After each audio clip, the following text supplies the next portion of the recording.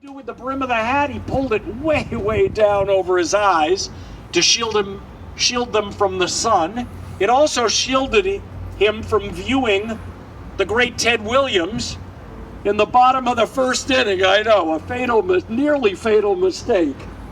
Ted stepped up to the plate in the bottom of the first. Ted, arguably the greatest hitter in the history of the game, definitely one of the great lefties, and a dead pull lefty at that. Fred Hutchinson of the Tigers unleashed a pitch towards Ted. Ted got all of it. Joe never saw this. He never saw the ball as it traveled right at him. Folks had hit him square in the head. Knocked him out cold. These days would make a big deal out of it with concussion protocols and all. Back then, 1946, 10 minutes in medical, little smelling salts. We put him right back in his seat. Joe was fine. He lived a long life and came back to many more Fenway Park games.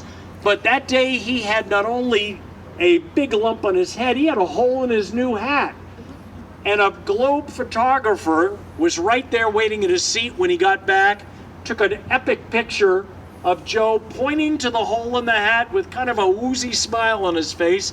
And the caption the next day on the front page of the Boston Globe under that photo was "Bullseye."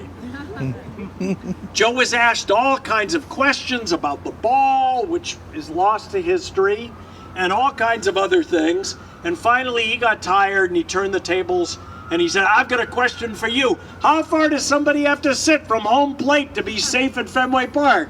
And the answer's easy. 503 feet would have done it. That's a 502-foot home run shot, the longest home run hit in Fenway's 106-year history.